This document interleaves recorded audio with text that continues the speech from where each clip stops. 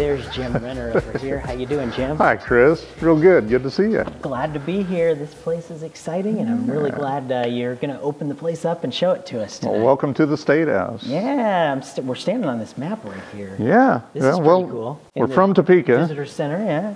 So you gotta. So I have to stand over here. Gotta celebrate Shawnee County. Shawnee County. So. Yeah. This is a great addition to the Visitor Center. The counties all pitched in money to create this state map and represent each of their individual counties. It's a beautiful piece. These are all individually cut to the size of their counties and the dimensions of the counties on scale and brought in here. Full depth marble. Each of the letters are cut full depth and inlaid with a separate piece of stone. It's really a neat thing. And people, this is one of the first really tremendous features when people come in. They go, "Oh, this is great." And there's so much more to show here. We're going to have a top to bottom tour, literally. So I guess let's get started. Let's do it. All right. These are new stairs that were put in with the restoration about 8 years ago. Mm-hmm. Better access, better lighting. You're going all the way up the clock tower. Ring the bells. This is where they like to do the ghost tours too. I bet. There's all the talk about the ghosts of the Capitol. I haven't seen them yet, by the way. Wow, that is beautiful. Isn't this spectacular? Sure is. So how did this come to fruition in this part? Well, a lot of what you see here is cleaned up work. The inner dome that you see above is the inner glass dome. You can see the copper cladding that goes around. So we did need to come up here and clean all this copper. It had been tarnished over the years. Actually, it turned black, and I'd like to share with you. This was taken before the renovation. Oh, cool. And if you look at it, it's a little dark anyway, but you can see how dark all the copper was. Mm-hmm. We got up there, we built scaffolding all the way up through the rotunda and got access directly to the metals up there and just cleaned it.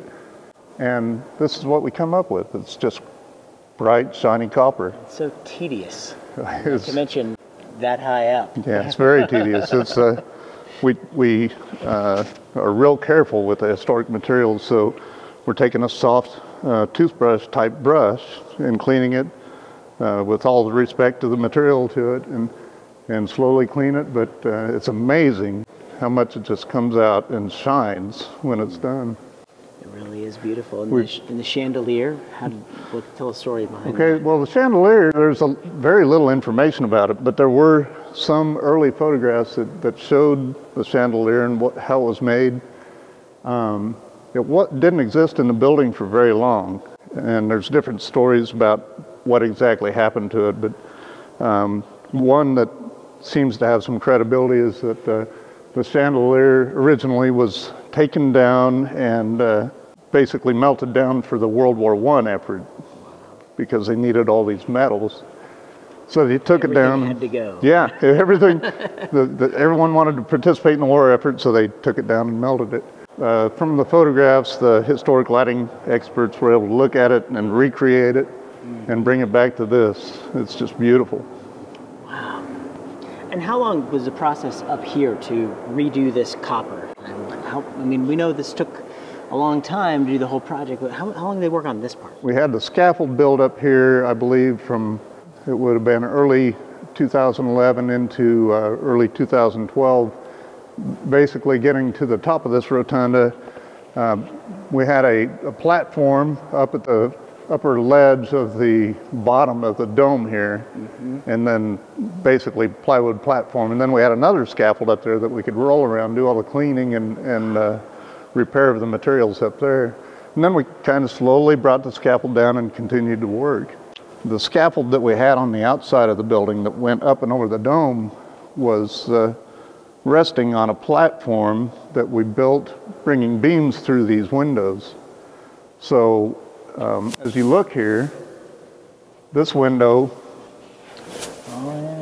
had a beam that went through, jumped past these two windows, went over there and out that window. And the beams extended out, cantilevered out, and then framed with some other steel members and made about a 10-foot, 12-foot wide platform all the way around the rotunda. And then it gave us a platform to build the scaffold off of. So beginning in, it would have been 2010, we brought these beams and built it so that we could do some masonry repairs, and we continued to have that there so that we could do the copper repairs on the dome and stuff. And they just recently were pulled out of the window. We put these new windows in. It's just beautiful now, but it was, you know, it was quite a feat. These beams that went through were 42 inches tall. 150 pounds per lineal foot of the beam. I can remember seeing them in the building. I would never, from the street, have ever imagined that they were the that mass. big. Yeah, they were standing about this high. Wow. Had to duck to come in here. Take a look at that view if you want to. Yeah. Wow. It's gorgeous. We did clean the painted panels up here. They were actually in pretty good condition, but they were dark and dingy when we got up there. But the paint That's itself. the original paint job. Yeah, yeah. And it cleaned up nicely. This mural in the cove that you see here was all in pretty bad disrepair. A lot of it is on canvas, and it had torn and was pulled away from the plaster substrate and things like that. There'd been a couple efforts to do a restoration on it in the distant past, and they'd used a lacquer that had some color to it, and they'd trapped dirt in it, and they'd even modified the painting in some cases. And typically the restoration project didn't include any work on artwork. But since we had the scaffold up here, the legislature asked us to take care of this and do a restoration on these paintings. And it was amazing cleaning that and doing the repairs. It's just jumped out. It's striking now how beautiful it is. How do you find the people to do this? I mean, the workers. It's the experts that are specific to this artwork restoration, and some of the very detailed artwork is, it's a limited group that kind of go around the country doing different restoration projects, and you find them, you get familiar with them, and you know who they are and who's really qualified, and there just really isn't a supply other than those folks either. It's interesting, and there's no challenge to that expertise either. They come with that resume behind them all the time. So we consider this the seventh floor. Fifth floor is the main occupied level, attic sixth. This is the seventh. We'll go on up to eighth floor here where you can get above the inner dome. Up the stairs. You get a good view of all the roof copper work that we did the replacement on too. There's a lot of work. People paid a lot of attention to the copper dome, but we replaced copper on all the roofs too. They don't get to see that. No, and this has been well detailed. It's going to last for years to come. There's a nice view down to the first floor from up here too. Oh, wow. So which floor is this? Here we are on the eighth floor. The eighth floor, all right. It's basically you can consider it the inner dome floor. So this is the inner dome that you look at as you're within the occupied portion of the State House. You look up and see the glass. Yeah. On the underside of this is all the copper cladding. And the chandelier is supported by a winch that's on top of this maintenance platform up here. So they can lower it all the way down to change the bulbs? That's right. Ah. So the project replaced all the windows in the building. So you look everywhere in here, you see light. All these windows are new. Wow. All the round windows up there replaced the original windows. And I got to say, they're just rock solid. In the past, they weren't real secure, and it's great to see everything is tight and will give a good weather-tight condition up here. So the exterior structure of this dome, what had to be done to that? Not a great deal to the structure. Most of the copper was badly deteriorated and actually originally kind of poorly detailed. It wasn't attached to the substructure real well, and it kind of worked loose in most cases throughout the dome. We improved all the details for the attachment to the substructure. we did repairs. There were significant repairs to some masonry areas, particularly in the gutter of the dome.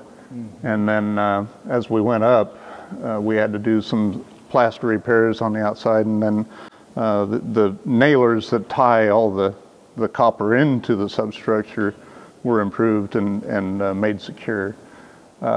Speaking of the round windows, we built structural support for those where there was none in the past, and give them a real positive attachment. We really have a couple layers of waterproofing underneath the primary copper water tightness of the building. So it's really about 3 levels of protection. And the Historical Society will take folks up here? Absolutely. As of January 2nd, they began doing the tours up here again.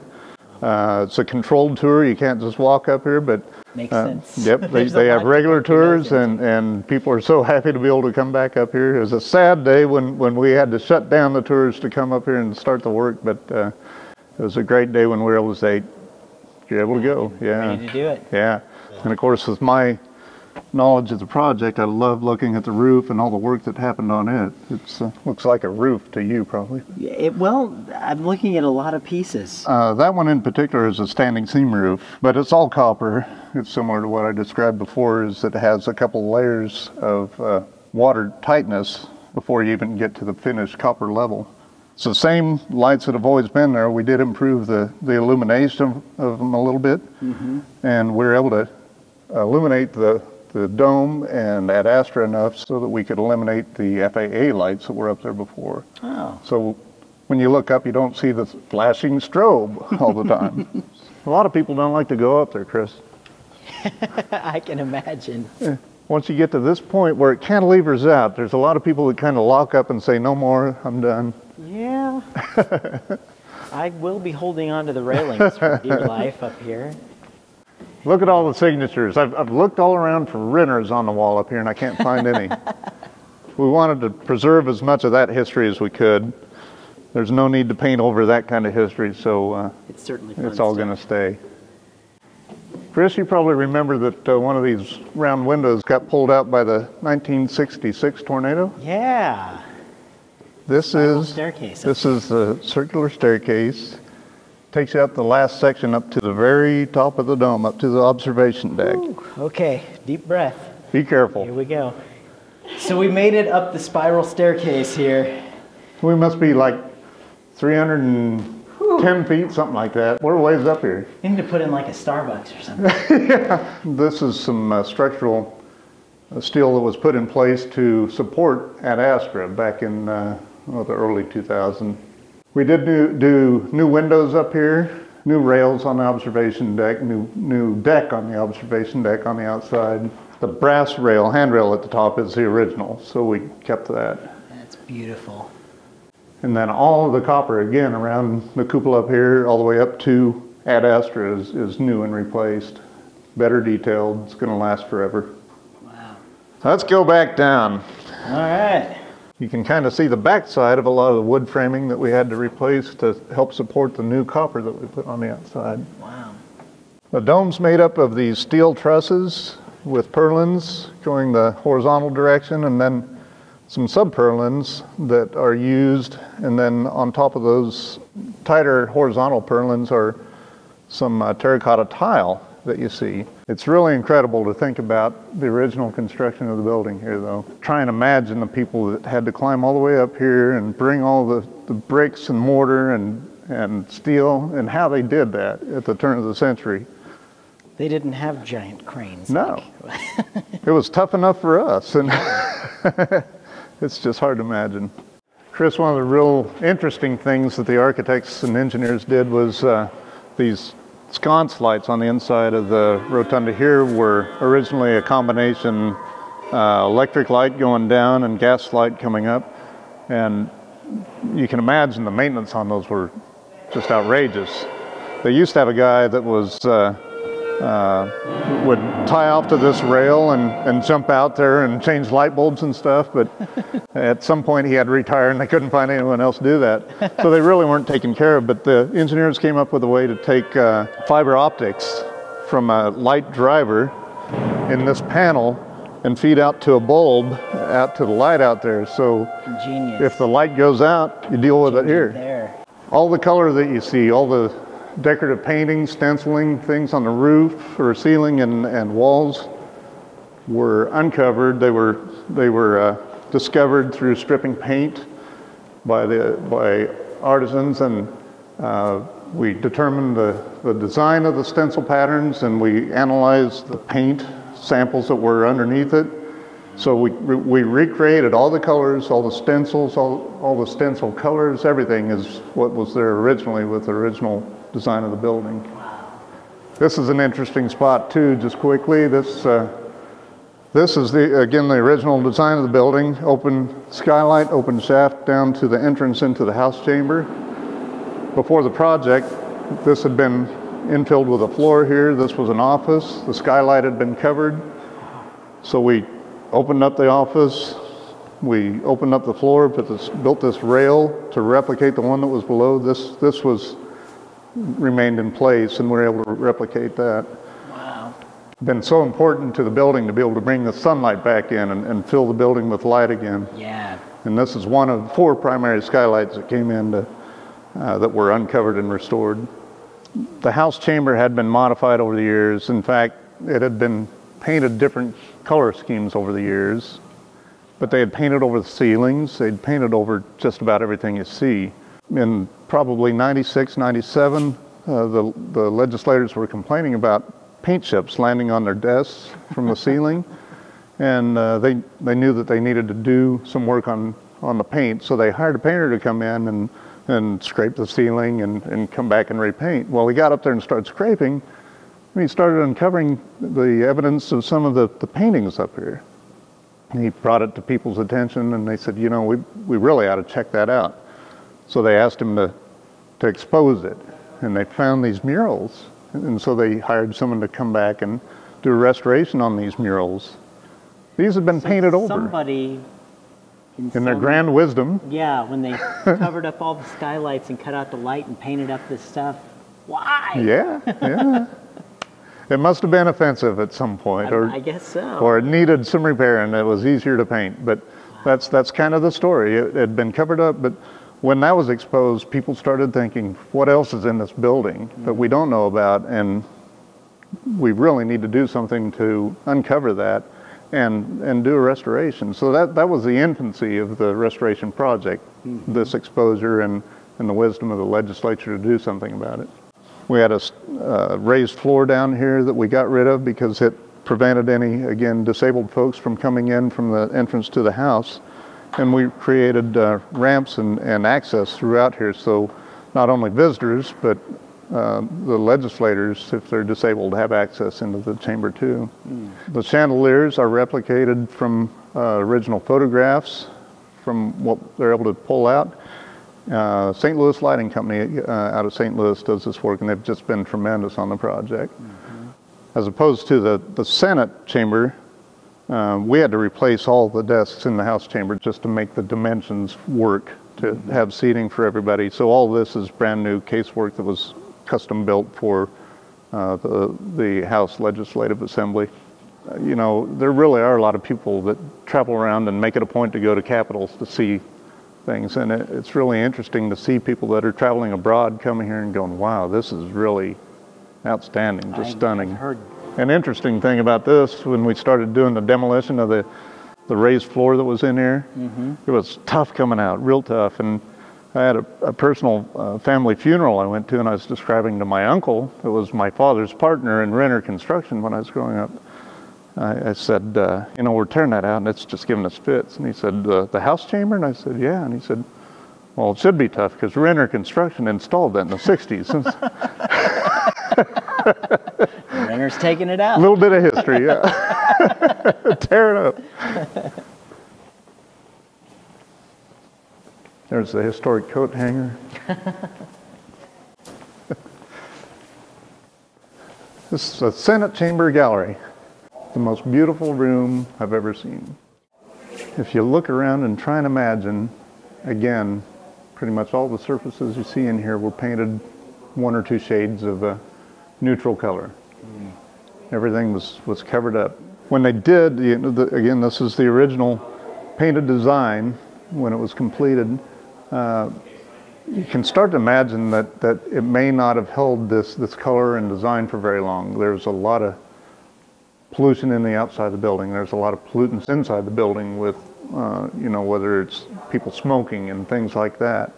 It probably got kind of grimy in a short period of time, and easy maintenance is, you know, we can spend a lot of money and go up there and clean all that dirt off, or we can take a gallon of paint and go up and start painting. Roll it on. And I think it was the easy way out to come up here and do that.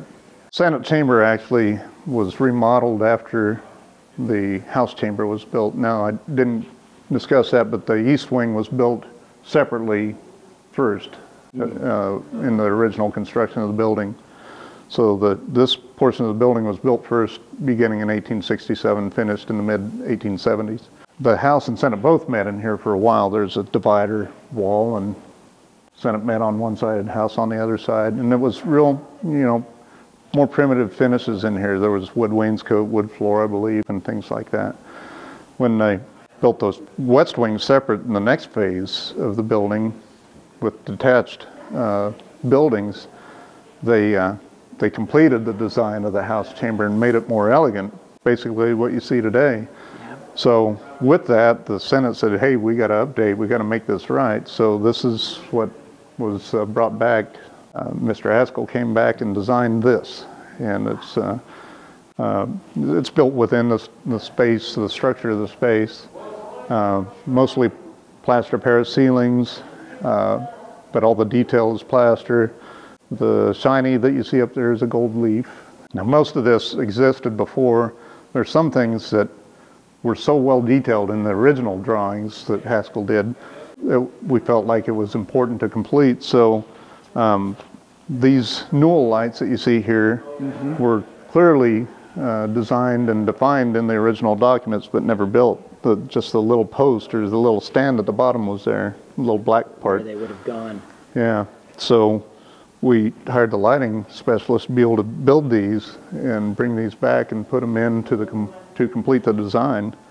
Each of the globes has 34 stars on the globe for the 34th state. There's a lot of meaning built into the design of the building. These to Missouri. No, no. It'd be 50 or something. So Jim, I had no idea there was going to be so much to see. We ran out of time on this week's episode, but hey, will you come back next week? And basically that means we just continue and air the rest next week. Yeah, I can make time for you. Make that time. Absolutely. All right. Be happy to do it. Thank you very much. We'll see you next week. All right.